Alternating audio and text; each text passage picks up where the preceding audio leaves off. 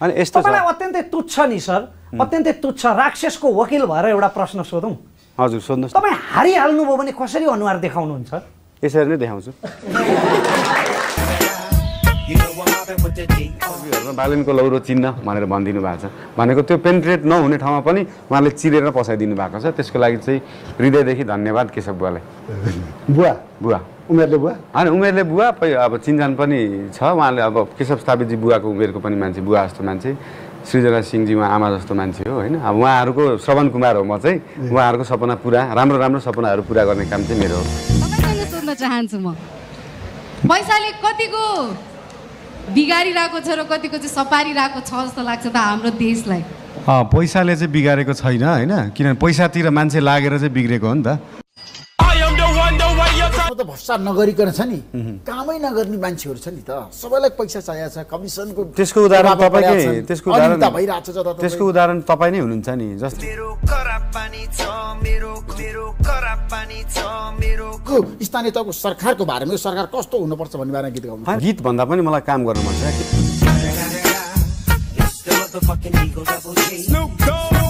यसपल्ट पोलिटिकल स्टन्टको रूपमा मात्रै आफूलाई अगाडि सार्नुभयो, उम्मेदवारी दिनुभयो भन्ने होला। पोलिटिकल स्टन्टको रूपमा सारेको भए तपाईँले मलाई चुनावको मैले घोषणा गर्नुभन्दा अगाडि किन बोलाउनु भएको थियो ल भन्नुहोस्?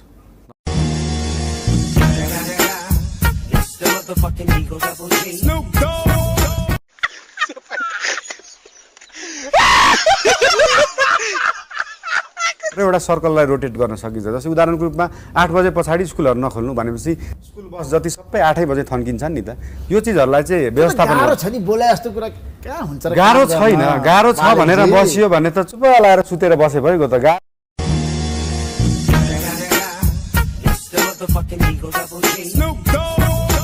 मेयरमा उम्मेदवारी दिएर अब मैदानमा आउनु भएको छ, मलाई के बताउनुहोस् भन्दाखेरि एउटा ऱ्यापर तपाईँ हजुर गीतमा तपाईँले सबैलाई जित्नु भएको छ, तर चुनाव जित्न त गाह्रो छ होइन। यस्तो गीत कुर्सीमा बसेर काम गर्न पनि गाह्रो छैन, चुनाव जित्न पनि गाह्रो छैन। गीत गाए जस्तो होइन, तर गीत गाउँदाखेरि मैले के को बारेमा गीत गाएको थिएँ भन्ने कुरा बुझ्नु पर्यो नि त। बुझ्नुभयो नि?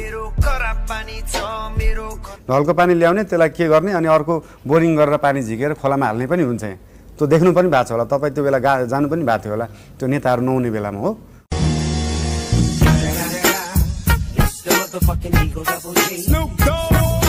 होइन, सफा पिउने पानी चाहियो नि त। सुन्दै गर्नुहोस् न, यहाँ आइसक्यो सफा पानी, सुन्दै गर्नु। अब हामी चाहिँ हेरेको हेरे, हामी चाहिँ हेरेको हेरे, हामी चाहिँ हेरेको हेरे, हामी चाहिँ हेरेको हेरे। चुनाव जित्न धेरै गाह्रो छ। गाह्रो छ, असम्भव छैन नि त।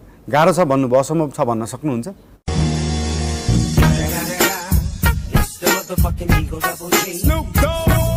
होइन, संसारमा असम्भव केही पनि छैन हजुर। तर नेपालमा छ नि, यो असम्भव भयो भने के गर्ने? यस्तो, जस्तै तपाईँलाई तपाईँकै उदाहरण दिन्छु। तपाईँले पत्रकारिता सुरु गर्दाखेरि यति गाह्रो भयो, तपाईँले जागिरमा जाँदाखेरि जस्तै त ल एउटा नेताको नाम दिन्छु, त्यसो घर गएर उसको इन्टरभ्यू लिएर आइज भनेर तपाईँ माधव कुमार नेपालको घर पुग्नुभयो। तपाईँ बिहान पुग्दाखेरि उहाँको टाइम छैन, फेरि फर्केर जानुहोस् भन्दा कुरेर बस्नुभयो। उहाँको टाइम छैन भनेर कुरेर बस्नुभयो। हुँदा राति 11 बजेसम्म कुरेर बस्दाखेरि बल्ल बल्ल माधव कुमार नेपालजीले यो कस्तो बौला पत्रकार रहेछ, बिहानैदेखि कुरेर बसेको केही नखाइकन भनेर दिनुभयो नि त उहाँले तपाईँलाई।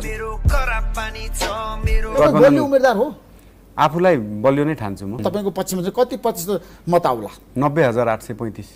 90,835 मत ल्याउने बालन शाहले? हजुर। त्यो क्याल्कुलेसन छ तपाईँसँग, तथ्याङ्क छ? हजुर, इन्जिनियर हो नि।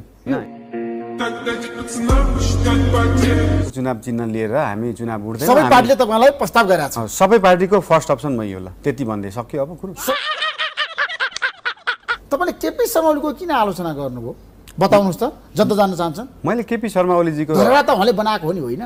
त्यो धरहरा होइन, त्यो धरहरा किन होइन? पछाडि जुन भत्कियो, जुन चाहिँ इँटा सुर्खी माटोले बनेको संरचना थियो, त्यो धरहरा हो। तपाईँको कङ्क्रिटको टावर त जसले पनि बनाउन सक्छ। हाम्रो भन्दा राम्रो टावर अमेरिकामा चोकचोकमा छैन नि त।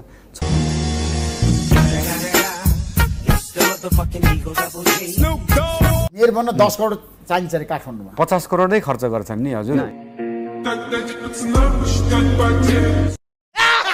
पनि टिभीमा जानलाई मान्छेले पैसा तिर्छन्, तर तपाईले जङ्गलमा चाहिँ बिचमा चाहिँ एउटा समुद्र छ अरे हैन, त्यो समुद्रमा चाहिँ एउटा मात्र बोट छ हैन, त्यो बोटमा चाहिँ तपाई एकजना चाहिँ बस्नै पर्यो हैन, अनि एकजनालाई मात्रै सिट छ अरे है। तपाईले कोलाई चुज गर्नुहुन्छ है? म अप्सन दिन्छु, तपाईको वाइफ, है तपाईँको एकदम मिल्ने साथी या त युनिक पोएट मिल्ने साथी या त युनिक पोएट दुईजनालाई पठाइदिन्छ आफै त्यहीँ बस्छु म जित्छु म मेयर हुन्छु भनेर सोच्दै हुनुहुन्छ जस्तै एउटा कलाकारले एडभोकेसी गर्छ भन्नुहुन्छ नि उहाँले अघि भन्नुभयो नि कलाकारिताले मान्छेको सोचाइमा परिवर्तन ल्याउन सक्छ म कलाकार हुँ होइन उहाँले चाहिँ युवाहरू चाहिँ डर्टी पोलिटिक्समा आउनुपर्छ युवाले नै यो फोहोर खेल मैदानमा आएर सफा गर्नुपर्छ म युवा हुँ होइन उहाँले चाहिँ भन्नुहुन्छ म लिगेसीको आधारमा म जातको आधारमा इन्जिनियर हुँ म कन्स्ट्रक्सन गर्न सक्छु म पढे लेखेको स्ट्रक्चरल इन्जिनियर हो भनेपछि उहाँहरू तिनटालाई एकै ठाउँमा राखेर कसैलाई मतदान गर्नु छ भने त म एक्लैलाई गर्दा भयो नि त त्यही कुरा बेला केशव स्थापितले 5 वटा मुद्दा थपी बक्स्योस् भनेर निवेदनमा हाल्ने मान्छे 5 पुगेन क्या मान्छे उत्पन्न हुनु पर्यो भनेको तपाईलाई दुईजना महिलाले नीतिको एलिगेन्स लगाएका छन् म भोलि तपाईले मेयर जितेको अवस्थामा तपाईको अफिस जानलाई म सेफ हुन्छ कि हुँदैन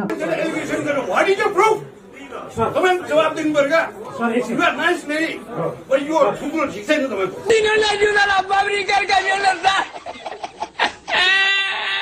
तिमी चाहिँ सारी राम्री छौ बाहिरबाट तर थुत्नु चाहिँ ठिक छैन म फेरि पनि भन्छु क्या